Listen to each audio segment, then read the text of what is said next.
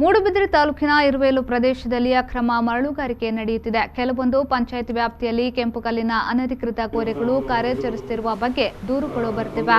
ಈ ಬಗ್ಗೆ ಸಂಬಂಧಪಟ್ಟ ಅಧಿಕಾರಿಗಳು ಕೂಡಲೇ ಕ್ರಮ ಕೈಗೊಳ್ಳಬೇಕು. ಇಲ್ಲವಾದರೆ ಖುದ್ದು ತಾನೇ ದಾಳಿ ನಡೆಸಿ ಅಕ್ರಮ ಕೋರೆ ನಡೆಸುವವರ ವಿರುದ್ಧ ಕ್ರಮ ಕೈಗೊಳ್ಳಲಾಗುವುದು ಎಂದು ದಕ್ಷಿಣ ಕನ್ನಡ ಜಿಲ್ಲಾಧಿಕಾರಿ ರಾಜೇಂದ್ರ ಕೆವಿ ಎಚ್ಚರಿಕೆಯನ್ನ ನೀಡಿದ್ದಾರೆ. ಅವರು ಮೂಡುಬಿದಿರೆಯ ಸಮಾಜ ಮಂದಿರದಲ್ಲಿ ತಾಲೂಕು ಪ್ರಗತಿ ಪರಿಶೀಲನಾ ಸಭೆಯನ್ನು ಉದ್ದೇಶಿಸಿ ಮಾತನಾಡಿದರು. ಅಗತ್ಯವಿರುವ ಗ್ರಾಮ ಪಂಚಾಯತ್ ಕಚೇರಿ, ಪಂಚಾಯತ್ ವ್ಯಾಪ್ತಿಯಲ್ಲಿ ಘನ ತ್ಯಾಜ್ಯ ವಿಲೇವಾರಿ ಘಟಕಕ್ಕೆ ಸೂಕ್ತವಾದ ಜಾಗವನ್ನು ಪಿಡಿಒ ಹಾಗೂ ಗ್ರಾಮ ಕಾರ್ಮಿಕರು ಪರಸ್ಪರ ಸಮನ್ವಯದೊಂದಿಗೆ ವಾರದ ಒಳಗೆ ಗುರುತಿಸಿ ವರದಿ ನೀಡಬೇಕು. ರಕ್ಷಿತಾರಣ್ಯದ ಸಮಸ್ಯೆಗಳಲ್ಲಿ ಅರಣ್ಯ ಇಲಾಖೆಯವರು ಸೂಕ್ತ ರೀತಿಯಲ್ಲಿ ಪರಿಶೀಲನೆ ನಡೆಸಿ ತೊಡಕುಗಳನ್ನು ನಿವಾರಿಸಿಕೊಡುವಂತೆ ಸೂಚಿಸಿದರು. ಮೂಡುಬಿದಿರೆಯ ವೃತ್ತ ನಿರೀಕ್ಷಕ ದಿನೇಶ್ ಕುಮಾರ್ ಅವರು ಮಾತನಾಡಿ, ಅಕ್ರಮ ಕಸಾಯಿಖಾನೆ, ಡ್ರಗ್ಸ್, ರಸ್ತೆ ಅಪಘಾತಗಳ ಕುರಿತು ಕೈಗೊಂಡಿರುವ ಕ್ರಮಗಳ ಬಗ್ಗೆ ತಿಳಿಸಿದರು.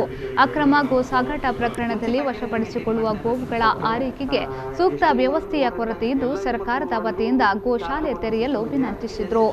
ಮೂಡುಬಿದಿರೆ ಶಾಸಕ ಉಮಾನಾಥ್ ಕೋಟ್ಯಾನ್, ತಾಲೂಕು ಪಂಚಾಯತ್ ಅಧ್ಯಕ್ಷೆ ರೇಖಾ ಸಾಲ್ಯಾನ್, ಜಿಲ್ಲಾ ಪಂಚಾಯತ್ ಸದಸ್ಯ ಕೆಪಿ ಸುಚರಿತಾ ಶೆಟ್ಟಿ, ಕ್ರೈಸ್ತ ಅಭಿವೃದ್ಧಿ ಸಮಿತಿ ಅಧ್ಯಕ್ಷ ಜಾಲಿಶ್ ಡಿಕೋಸ್ತಾ ಮೊದಲಾದವರು ಈ ಸಂದರ್ಭ ಹಾಜರಿದ್ದರು.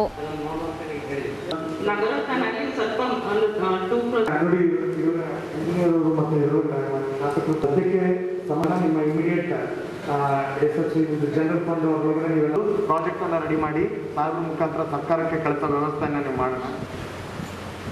ಅಲ್ಲ, ಚರಂಡಿದು ಕೂಡ ಇದರೊಳಗಡೆ ಇಲ್ಲಿ ಇನ್ಫಾರ್ಮೇಶನ್ ಇರೋದು ಅಂದ್ರೆ ಏನು 30 ಎಕರೆ ಜಮೀನು ಬೇಕಾಗಿರೋದ್ರಿಂದ ಅಂತ. ಏನಕ್ಕೆ 30 ಎಕರೆ ಸರ್ವೆ ಮಾಡಿಕೊಂಡು ಈಗ 2 ಗ್ರಾಮಕ್ಕೆ ಬೇಕಾದ ಈಗ ಸ್ಟ್ಯಾಗರ್ಡ್ ಆಗಿ ಒಂದು ಪ್ರಾಜೆಕ್ಟ್ ಅನ್ನ ಮಾಡಿ ಫೇಸ್ ಬಂದೊಳಗಡೆ ನಮಗೆ ದುಡ್ಡು ಬಂದಾಗ ಹೇಗೆ ತಗೋಬೇಕು, ನೆಕ್ಸ್ಟ್ ಬಂದಾಗ ಫ್ಯೂಚರ್ ಒಳಗಡೆ ಎಕ್ಸ್ಪಾನ್ಷನ್ ಸ್ಕೋಪ್ಗೆ ಇಟ್ಕೊಂಡು ಹೇಗೆ ಡೆವಲಪ್ಮೆಂಟ್ ಮಾಡಬೇಕು ಅನ್ನೋದು ನಿಮ್ಗೆ ಐಡಿಯಾ ಇರಬೇಕು. ಆ ರೀತಿ